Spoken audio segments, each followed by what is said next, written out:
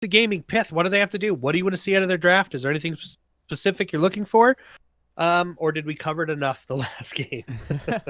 I do have to say that teams that are newer, when they get onto the scene, they definitely should go for more of the crowd control style and team fight style lineups, like we saw in Right. the last game. But because it allows you to kind of fix the small things and really get your lineup to a point where it works well together. So I definitely want to see them try to capitalize on that again this time around. It actually show us some fights where they do well, and I think they got maybe 1 or 2 kills. Were probably a few at the end of the last game, but it wasn't really what their lineup was supposed to do at all. And this time around, I think they can just kind of focus on that a little bit more and, get some of the small victories against Asura Rage. I don't think that Asura are going to be too challenged here, even not looking at the drafts at all. But I think that Ballistic Gaming can have a better performance if they just focus on getting their combos together and wiping hero off the map. So we've got Zinx Wraith bands. I was not expecting seeing those bands, to be completely honest. That opens up Rampage, Sevarog, and it still keeps Revenant on the map. Azure Rage instantly locking in Rampage. Ballistic Gaming coming behind that and picking up a Sevarog. Both really strong choices. Kwong picked up as well for Ballistic Gaming. So I mean, they've already got a strong front line with the two heroes they've picked up. Azure Rage picks up Revenant. Do we see Appy Picker back on Revenant, or are we going to see Ufel playing Revenant in that 2v2 position? With Appy's performance on the Revenant versus the Quang in the last game, I don't really see any reason to change that up unless Asura really have some kind of different matchup they want to practice in mind here, Right. which could be a thing. But with Sevrok and Quang being taken off, I think Asura may just want to go for the Revenant once again in the solo lane.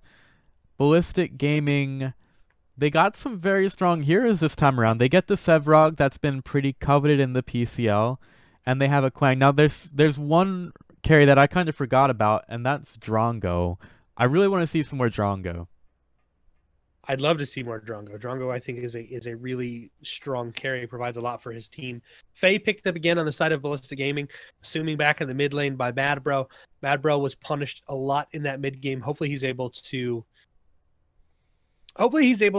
fix that gameplay a little bit. Murdoch picked up on the side of Ballistic Gaming, which opens up.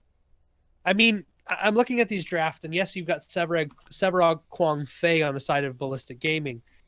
Three very strong heroes. In my opinion, two of the top here. I mean, but then you look at Azura's Rage, and you've got Muriel, which is up there as one of the best supports. Revenant is one of the best carries. He's one of the best damage dealers in the game, whether you play him in that carry position or you play him in that solo lane. And Rampage, in my opinion, is the strongest jungler in the game right now. You pick up Gadget for your mid lane, which is going to provide a lot of damage, and a Steel pickup for the side of Azura Rage. So it looks like we're going to see Steel off lane, and Appy Picker is going to be running that Steel off lane.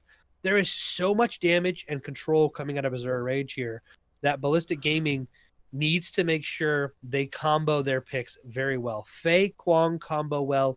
Sevarog in the off lane is just he's a nasty monster. As long as he's able to get that farm, Sevarog can 1v5. He becomes just a walking raid boss at that point. Decker picked up on the side of Ballistic Gaming. So they've got a lot of ways to combo. We didn't see them combo well last game. I think the big thing here for these guys, if they're able to really get this team in sync and work together, Ballistic Gaming could take this from Azura Rage. I guess they could. I I think mean, that with this lineup, they've made their degree of difficulty a little bit higher, though. I don't think it's as easy as just a Steel Slam on top of a Fey ultimate. I think those are pretty easy abilities to kind of combo.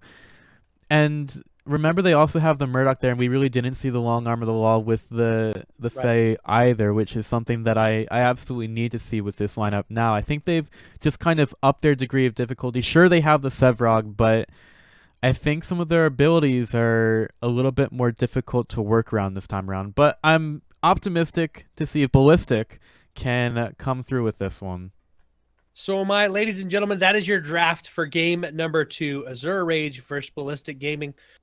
Azura Rage dominated round number 1. Will they be able to do this in game number 2? Pith, I'm ready, my friend. Let's find out if Azura Rage moves on to tomorrow's semifinals, or Ballistic Gaming gives them a show and moves this to a best of 3 series. Notch, we're going to find out together in 3, 2, 1, oh my god, go. I'm so excited. I'm so excited. Ladies and gentlemen, you saw the draft. Let's introduce these players over on the side of Dusk. We've got Mad Bro in the mid lane on Faye. Johnny Bravo is going to be in the solo lane with the monster himself, Sevarog. Alpha Omega in the jungle on Kwong. Nike.TV is just going to do it on Decker. I apologize. I'll see myself out. And we've got Anteater. Oh, I'm calling him that forever. Oh, gosh. Back on Murdoch in the duo lane. That was just so clean, too. Meanwhile, for Asura Rage, it's going to be Ufel playing a Revenant. We've got High to You. He's going to be handling a very pretty Muriel. IP Picker is going to go to the solo lane with the Steel. Got Ninja playing the mid lane Gadget. And then finally, Moxplode coming out of the jungle with the Rampage. So, Rampage in the jungle. Let's talk about Rampage for just a second.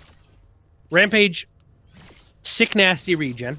I mean, just insane regen. Are we going to see a Vital Waters on Rampage? Or are we going to see more of a, your Growth Totem, Numbing Rogue, Unbroken Spirit?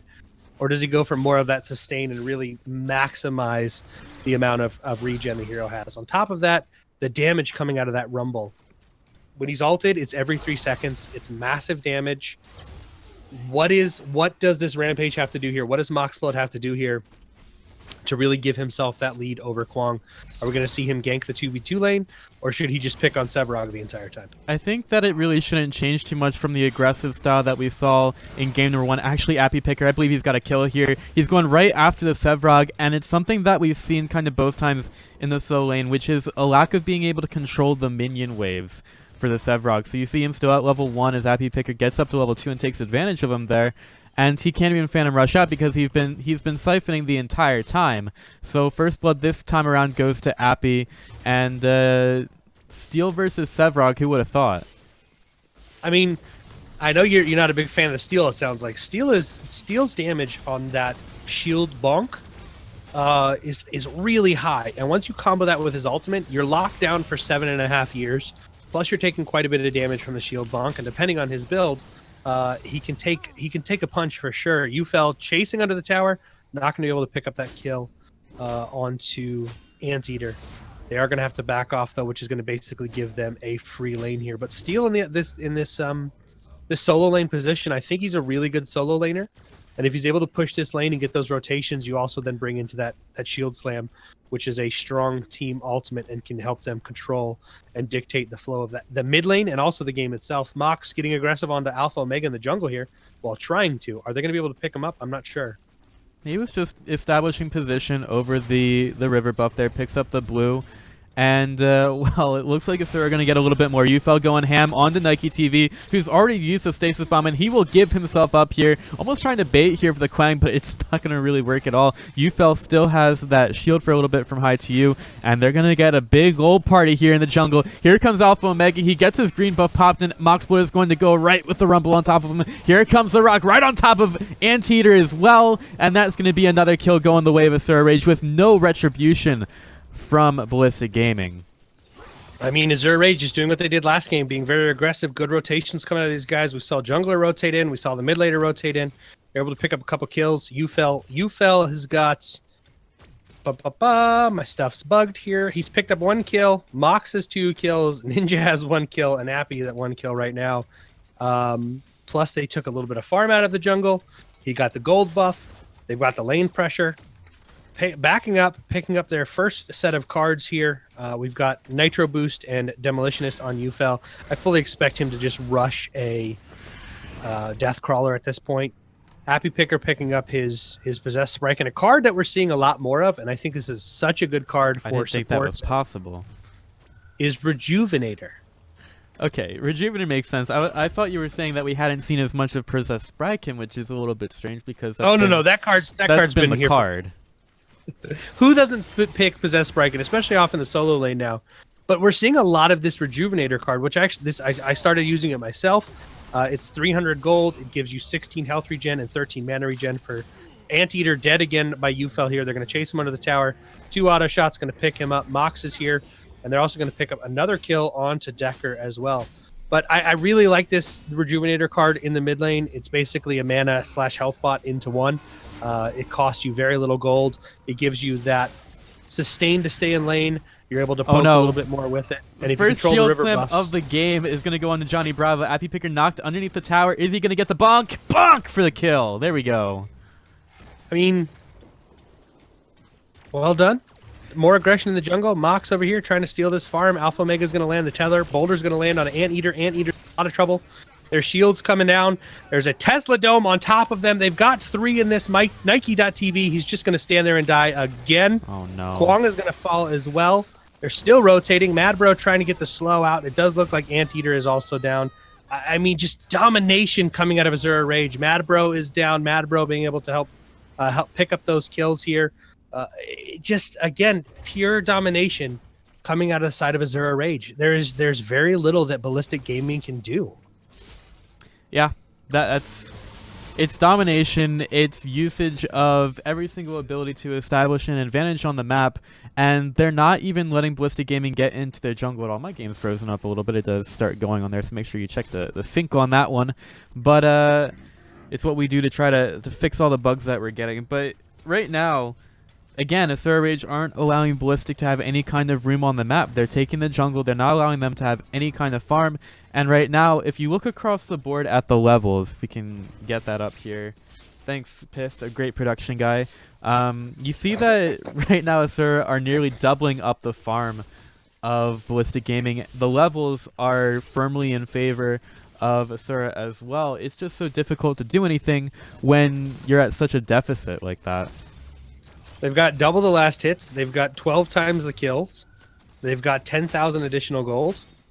Anteater is just being bullied by Ufel over here. Alpha Omega rotating in, trying to get on high to you, but we're seeing the strength of those shields. Alpha Omega going to miss that tether. Ufel going to continue the chase here. One more shot and Alpha Omega should fall. He's just going to go ahead and obliterate his soul. And it does look like he's going to fall. Appy Picker able to pick up another kill on Johnny Bravo. Nike.TV is going to fall as well. That's 3 down. Appy Picker does die, but that's 3 down on the side of Asura Rage. Sorry, on the side of Ballistic Gaming. We haven't seen a Raptor happen yet. We're only 7 minutes into the game, and there's been 14 deaths over on the side of Ballistic Gaming. Make that 15 if Mad Bro falls here. Trying to pick up a kill on High to You. It's just not going to happen. Ufel going to be able to secure that kill. 15 deaths, 7 minutes and 36 seconds into the game. Yep, and the first Fang Tooth is now coming through as well. Again, Asura Rage, they are taking advantage of the fact that Ballistic Gaming have a higher degree of difficulty this time around. They're not letting them get out of the jungle, and they're making sure that every single advantage on the map are belong to us. That's basically what Asura are saying here, and they're not giving Ballistic any kind of ground to stand on. Nike.TV, again, just gonna die.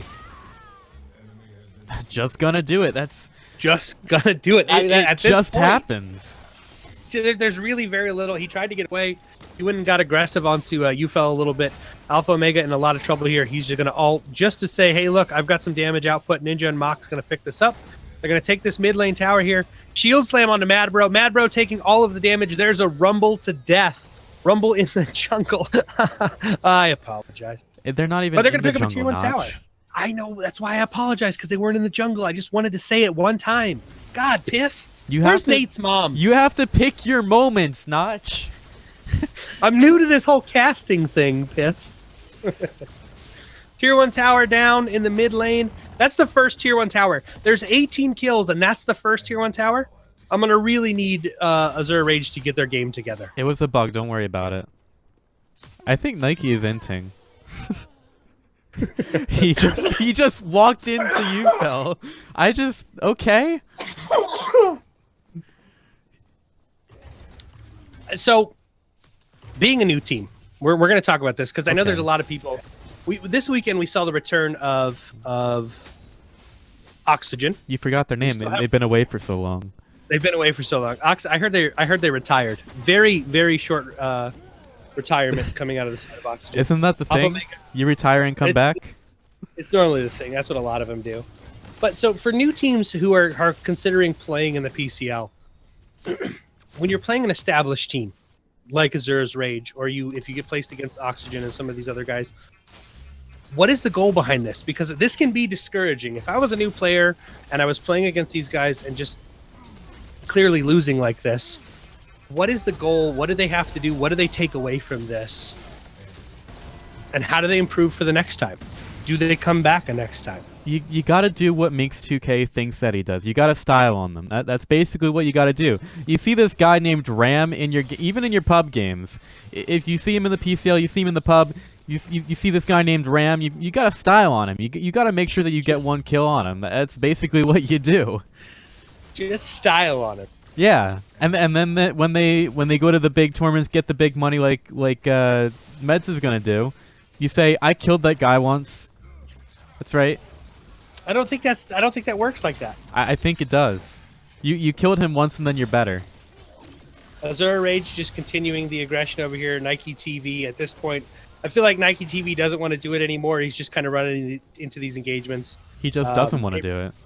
He doesn't want to do it at this. I mean, it does look like Ballistic Gaming has given up at this point. This is one of those things, and I know, and that's what I'm trying to talk about. Is I know this can be discouraging for new teams. You're like, man, I want to play, but I don't want to be placed against teams at this level. This is how you learn. This is playing a game like this, going to watch the replays. This is how you learn to improve your personal gameplay. This is how you learn to improve your team gameplay, and hopefully you come back next time and you've learned from this particular game or a game like this, and you're able to come back the next time and pick up a couple kills, possibly take a little bit more map control and objectives. But it's such a hard one to for these new teams, because they all think, well, why sign up, because I'm going to just get dominated like this. And it's not all of these are like that, guys.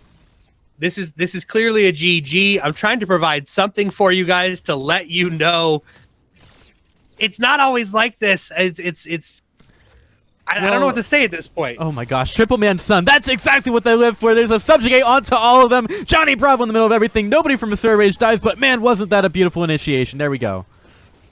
Thank you for the hype. You're welcome. It was so good. They grouped up for the 3-man stun, and there we go. Nike TV, he got it. He did it. I think that's what you live for. I was maybe joking a little bit when I said you just get the one kill on the Ram, but in all honesty, like, you can go into these matchups and you can say, oh, I want to win, and you'll probably get disappointed right off the bat, but you can also go in for the little things, and maybe all those little things like the 3-man stun, the shield slam onto everybody, maybe those eventually add up into a big old win. And I think that's what these teams have to come into and say, you know what, we're going to go one step at a time and try to do better in the laning phase, try to get better farm, try to hit these stuns, and, you know, eventually that'll add up to a win. That's just kind of how Paragon is. Yeah. At this point, Asura Rage walking down the mid lane. They've got Orb Prime. 13 minutes into the game, Orb Prime taken. There's a triple kill. This inhibitor is going to fall in the mid lane. I just died. I apologize, chat. You got killed by Asura Rage. I got killed by Asura Rage. It's all the rage now. Everybody's dying to Asura Rage. This game is clearly over, ladies and gentlemen. Clearly, at this point, this game is over. Congratulations to Asura Rage. Oh my gosh. Putting on a show. showing. I got nothing, Pith. They're just walking in and feeding at this point. Yeah. They are walking in and feeding, but you know, there's always that chance, Notch.